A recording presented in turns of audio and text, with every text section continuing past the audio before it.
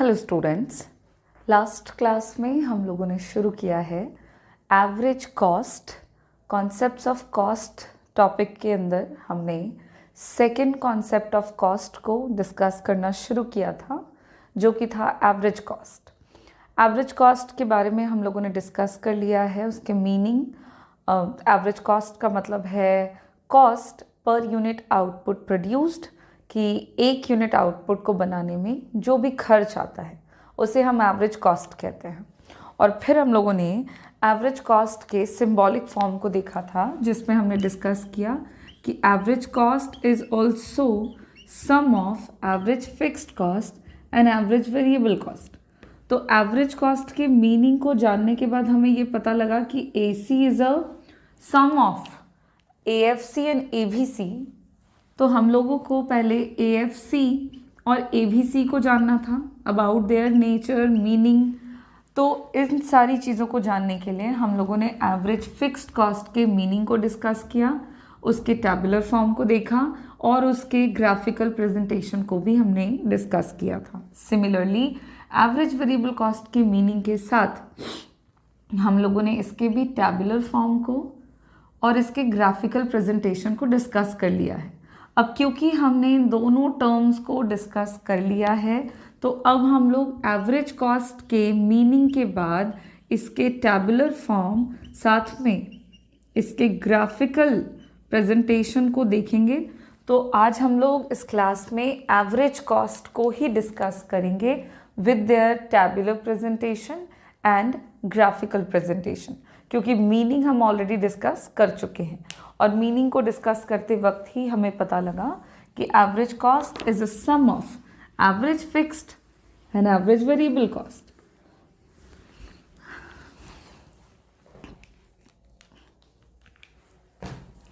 तो हम लोग शुरुआत करेंगे, सबसे पहले टेबल बनाएंगे एवरेज कॉस्ट का। मैं यहाँ डायरेक्टली टेबल पर ही जंप कर रही हूँ, क्योंकि ऑलरेडी हमने बाकी चीज़ें जो है वो डिस्कस कर ली हैं अपने लास्ट क्लास में। तो ये एक तरह का कंटिन्यू क्लास है।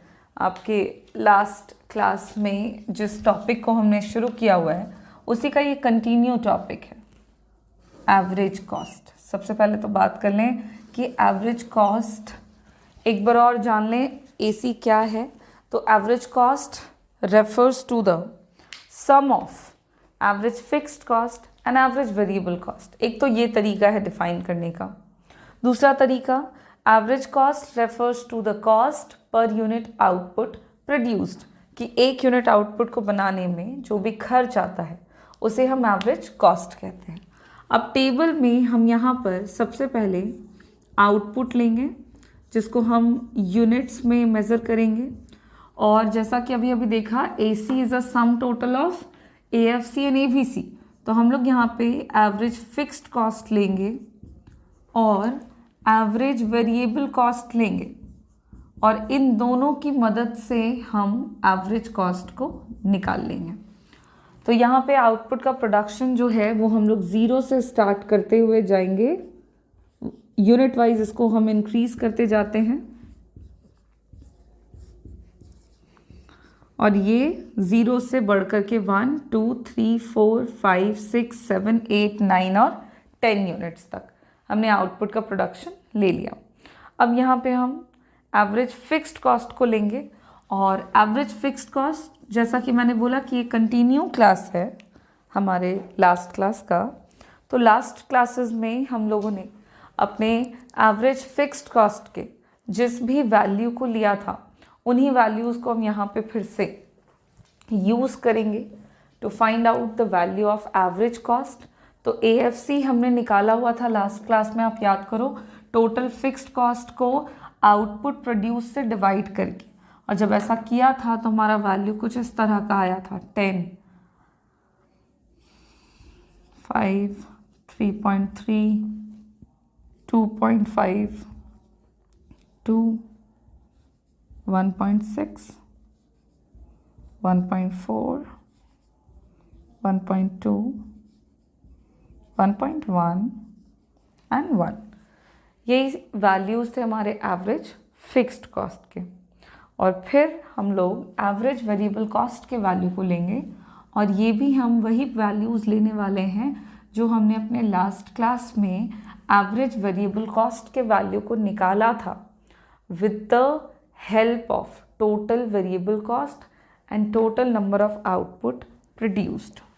तो वैल्यू कुछ इस तरह के थे कि स्टार्टिंग में आपका 1 यूनिट पे 10, सेकेंड पे 9, थर्ड पे 8, देन 7, देन 6.4, 6.3, फिर 6.5, 7, 8 और 9। कुछ इसी तरह के वैल्यूज़ थे हमारे एवरेज वेरिएबल कॉस्ट के। अब यहाँ पे हमारा एवरेज वेरिएबल कॉस्ट और एवरेज फिक्स्ड कॉस्ट, हमने इनके वैल्यूज़ ले लिए हैं। तो हमारे पास यहाँ पे आउटपुट प्रोड्यूस्ड है, AFC है और ABC है। एवरेज कॉस्ट कहता है कि वो सम होता है एवरेज फिक्स्ड कॉस्ट का और एवरेज वेरिएबल कॉस्ट का। तो हम यहाँ पे एवरेज कॉस्ट को निकाल लेंगे। AFC और ABC के हर एक यूनिट पर, हर एक आउटपुट के लेवल पर जो भी वैल्यूज़ हैं उनको ऐड करते हुए। और यहाँ पे हम सम टोटल करते हैं। 0 यूनिट पर इन्फिनिटी और इनडिटर्मिनेट है, वैल्यू आपका इनडिटर्मिनेट ही आएगा। देन 1 यूनिट पे है, 1 यूनिट जब आउटपुट का प्रोडक्शन हो रहा है, AFC है 10, AVC भी है 10, तो 10 + 10 = 20। सेकेंड यूनिट पे it is 5, AFC is 5, AVC is 9, so 5 + 9 = 14। Similarly हम इसको जोड़ते जाएंगे और यहाँ पे सम टोटल लिखते जाएंगे। 8 + 3.3, सो इट्स 11.3। 2.5 + 7, इट्स 9.5। 2 + 6.4, तो इट्स 8.4। 1.6 + 6.3, तो वैल्यू आ जाएगा हमारा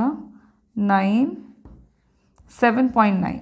अगेन 1.4 + 6.5, तो वैल्यू आ जाएगा हमारा 7.9। फिर से 1.2 + 7, तो हो जाएगा 8.2।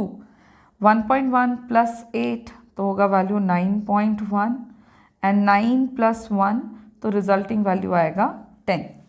अब यहाँ पे हम देख पा रहे हैं कि जब हमने एवरेज कॉस्ट के वैल्यू को फाइंड आउट कर लिया है with the help of average fixed cost and average variable cost, तो कुछ इस तरह का वैल्यू आया है जो कि एवरेज कॉस्ट के नेचर को एक्सप्लेन करता है। आप देखोगे जैसे जैसे आउटपुट का प्रोडक्शन बढ़ रहा है, एवरेज कॉस्ट का जो वैल्यू है वो आपको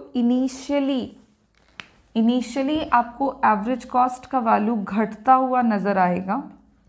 फिर उसके बाद भी जैसे जैसे आउटपुट का प्रोडक्शन हमारा इंक्रीज़ हुआ है, हमारा एवरेज कॉस्ट का जो वैल्यू है वो फिर धीरे धीरे इंक्रीज़ होना शुरू हो जाता है। तो जैसा कि हम देख पा रहे हैं कि एवरेज कॉस्ट भी with the level of output produced initially घटता है और फिर बढ़ता है। तो ये भी आपका एज सिमिलर है विथ एवरेज वेरिएबल कॉस्ट। हम लोगों ने पढ़ा था कि इनिशियली फर्म में इंक्रीजिंग रिटर्न्स लागू होते हैं। इंक्रीजिंग रिटर्न्स एप्लीकेबल होने का मतलब है कि टोटल प्रोडक्शन बढ़ता है और बढ़ने का रेट कैसा होता है, इंक्रीजिंग होता है। तो जब टोटल प्रोडक्शन इंक्रीजिंग रेट से बढ़ेगा मतलब जो कॉस्ट है वो क्या होगा, कम होगा, और इसीलिए इनिशियली खर्चा जो है वो कम होता है। फिर हमने पढ़ा था कि कुछ वक्त के बाद इंडस्ट्रीज़ में या फर्म में डिक्रीजिंग रिटर्न्स लागू हो जाते हैं। डिक्रीजिंग रिटर्न्स का मतलब था कि टोटल प्रोडक्शन बढ़ता है और बढ़ने का रेट जो है वो डिक्रीजिंग होता है। डिक्रीजिंग रेट से टोटल प्रोडक्शन बढ़ता है। जब टोटल प्रोडक्शन इंक्रीज़ करता है डिक्रीजिंग ऑर्डर में, तो इसका मतलब है कि कॉस्ट ऑफ प्रोडक्शन इंक्रीज़ होने लगता है। और यही वजह है कि एवरेज कॉस्ट आपको later on after some level of output produced increase होता हुआ मिलता है। अगर हम इन दोनों ही बातों को एक साथ कहना चाहें, दिस इंक्रीजिंग रिटर्न्स और डिक्रीजिंग रिटर्न्स की बातों को एक साथ अगर हम समझना चाहें, तो हम कह सकते हैं कि एवरेज कॉस्ट का ये जो नेचर है या जो बिहेवियर है, इनिशियली घटने का और फिर बढ़ने का, ये होता है due to the applicability of law of variable proportion. जो लॉ है वेरिएबल प्रोपोर्शन, उसके एप्लीकेबल होने के कारण हमें ऐसा देखने को मिलता है कि इनिशियली कॉस्ट घटता है और फिर कुछ वक्त के बाद ये बढ़ने लगता है। तो इस तरह से एवरेज कॉस्ट के टैबुलर प्रेजेंटेशन से हमें एवरेज कॉस्ट के नेचर के बारे में पता लग गया। एवरेज कॉस्ट क्या था ये हमने उसके मीनिंग से डिस्कस किया था, समझा था। और टैबुलर प्रेजेंटेशन में हम लोगों ने ये देख लिया है कि एवरेज कॉस्ट का नेचर क्या है, वो किस तरह से आउटपुट में वेरिएशन होने के साथ साथ वैरी करता है। और अब हम लोग एवरेज कॉस्ट के नेचर को और क्लियर करते हुए उसका ग्राफिकल प्रेजेंटेशन भी देख लेंगे।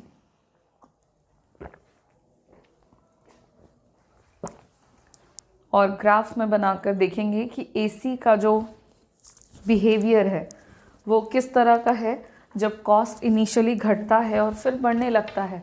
तो एवरेज कॉस्ट का जो कर्व है वो किस शेप का आता है।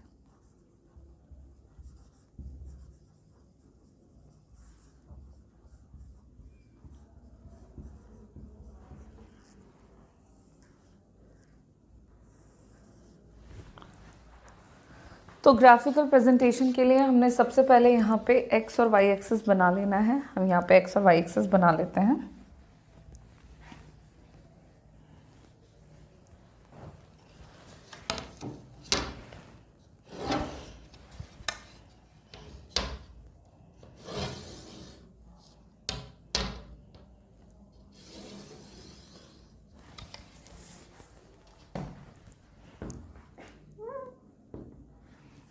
एक्स एक्सिस पर हम ले लेंगे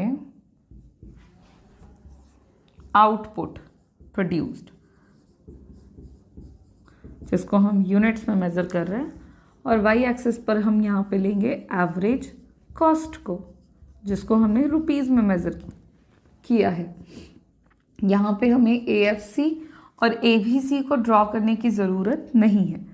अब आउटपुट प्रोड्यूस्ड हम एक्स एक्सिस पे दिखा रहे हैं, तो हम यहाँ देख लेंगे स्केल टेबल में स्केलिंग करने के लिए कि हमारा आउटपुट जो है मिनिमम कितना है और मैक्सिमम कितना है। सो इट्स मिनिमम 1 और मैक्सिमम जो है वो है आपका 10, मिनिमम 0। इक्वल डिस्टेंस के साथ हम यहाँ पे स्केलिंग कर लेते हैं। 1 2 3 4 5 6 7 8 9 एंड 10। वाई एक्सिस पे हम एवरेज कॉस्ट ले रहे हैं। एवरेज कॉस्ट का मिनिमम वैल्यू हम देखेंगे which is 7.9 and maximum value देखेंगे तो दैट इज़ 20। तो यहाँ पर हम 10-10 का गैप ले लें, 1-1 का गैप लेंगे तो भी आराम से चले जाएंगे, बट यहाँ पे हम 2-2 का गैप लेते हैं।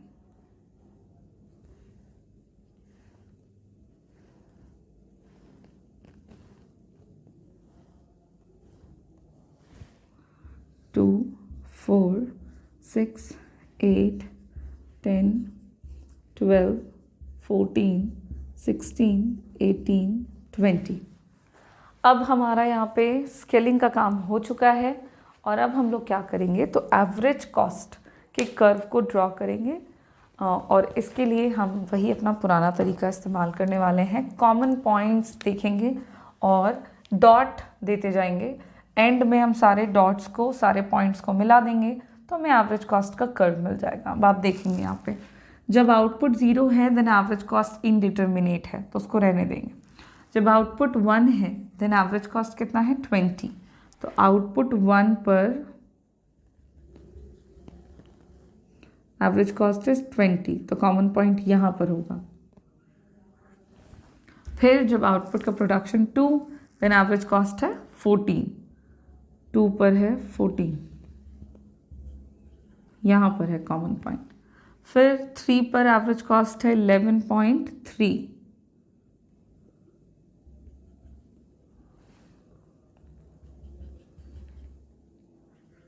यहाँ पे होगा कॉमन पॉइंट। देन नेक्स्ट पे है 9.5, 4 है जब आउटपुट का production, then average cost is 9.5। Again देखें तो इट्स 8.4, 5 पर है एवरेज कॉस्ट 8.4, 6 पर है एवरेज कॉस्ट 7.9,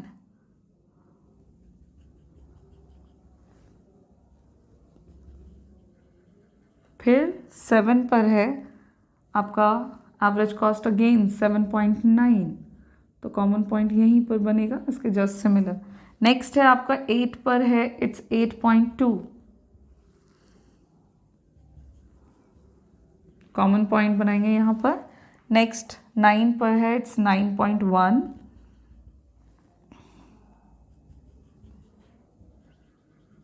देन 10 पर है 10,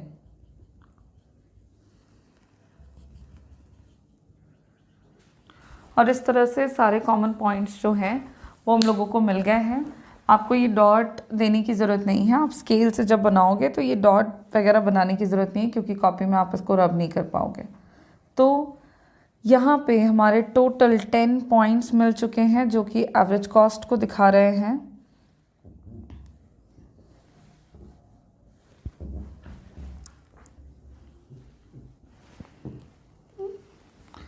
और अब हम लोग बिल्कुल इन सारे डॉट्स को हल्के हाथों से, बिल्कुल लाइट हैंडेड से मिला लेंगे, जिससे हमें एवरेज कॉस्ट का कर्व मिल जाएगा।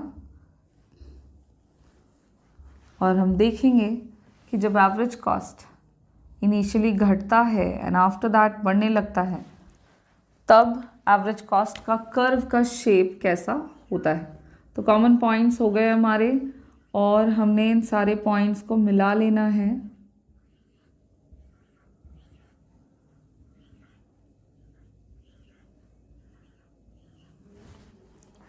आप एक्स्ट्रा आउटपुट का प्रोडक्शन लोगे तो धीरे धीरे एवरेज कॉस्ट आपका और भी ज़्यादा इंक्रीज होने लगेगा। तो अब हम जब इन सारे पॉइंट्स को मिलाएंगे तो हमें AC का कर्व मिल जाएगा, और हम क्लियरली देख पाएंगे। इसको आप मिला दो और हम इसको नाम दे देते हैं एवरेज कॉस्ट कर्व। और ग्राफ में हमें देखते पता लग रहा है कि जो short run average cost curve होगा, शॉर्ट रन AC कर्व कैसा होगा, तो ये हमारा होगा U शेप्ड। ये U शेप्ड कर्व है। U शेप इसलिए क्योंकि इनिशियली कॉस्ट हमारा डिक्रीज करता है, जैसे जैसे आउटपुट का प्रोडक्शन हम बढ़ाते जाते हैं इनिशियली कॉस्ट हमारा घटता जाता है। क्यों ऐसा होता है? क्योंकि initially law of increasing returns काम करते हैं किसी भी फर्म में या इंडस्ट्री में शॉर्ट पीरियड ऑफ टाइम में, और फिर जैसे जैसे हम more and more quantity of the commodity produce करते जाते हैं, फिर जो कॉस्ट है वो इंक्रीज होने लगता है। और कॉस्ट के बाद में इंक्रीज होने का कारण है लॉ ऑफ डिक्रीजिंग रिटर्न्स के लागू होने का। तो जब हम इंक्रीजिंग रिटर्न्स और डिक्रीजिंग रिटर्न्स को एक साथ मिलाते हैं तो आप इनको कह सकते हो कि लॉ ऑफ वेरिएबल प्रोपोर्शन के एप्लीकेबल होने के कारण ऐसा होता है कि इनिशियली कॉस्ट हमारा घटता है और फिर बाद में बढ़ने लगता है। तो जब हम कहें कि short run average cost curve का शेप क्या है, तो आपको सिंपल बताना है कि इट्स यू शेप्ड। और अगर हम रीज़न की बात करें कि why it is U shape, तो इसके पीछे का कारण होगा due to the applicability of law of variable proportion. जो लॉ ऑफ वेरिएबल प्रोपोर्शन है उसके एप्लीकेबल होने के कारण हमारे कॉस्ट का जो कर्व है वो यू शेप का देखने को मिलता है। अपार्ट फ्रॉम दिस आपको और एक्स्ट्रा कुछ जानने की ज़रूरत नहीं है, बिकॉज आप ग्राफ को जब एक्सप्लेन करोगे देन आप सिंपली स्टार्ट करोगे कि एक्स एक्सिस पे आपने क्या लिया है, वाई एक्सिस पे आपने क्या लिया है, AC कर्व क्या दिखा रहा है, that is average cost curve, और फिर आपको बताना है कि it's U shaped due to the application of law of variable proportion. और इसी के साथ हमारा एवरेज कॉस्ट का जो एक्सप्लेनेशन था, एवरेज कॉस्ट कर्व के बारे में जो हमें जितनी जानकारी चाहिए थी वो हमको मिल गई है और हमारा एवरेज कॉस्ट का कॉन्सेप्ट कंप्लीट होता है। अब अच्छा, एवरेज कॉस्ट के कंप्लीट होने के साथ हमारे कॉस्ट का जो सेकंड कॉन्सेप्ट था AC एवरेज कॉस्ट, वो कंप्लीट होता है। अब हम लोगों को थर्ड और लास्ट कॉन्सेप्ट ऑफ कॉस्ट को डिस्कस करना बाकी रह गया है, दैट इज मार्जिनल कॉस्ट। कि मार्जिनल कॉस्ट क्या है और उसके भी कर्व को हम बनाकर देख लेंगे, उसके मीनिंग के साथ साथ उसके टैबुलर प्रेजेंटेशन को डिस्कस करेंगे, उसके ग्राफिकल प्रेजेंटेशन को डिस्कस करेंगे और हमारे कॉस्ट के तीनों कॉन्सेप्ट जो हैं वो कंप्लीट हो जाएंगे। तो मार्जिनल कॉस्ट का जो कॉन्सेप्ट है वो हम हमारे नेक्स्ट क्लास में डिस्कस करेंगे। Thank you.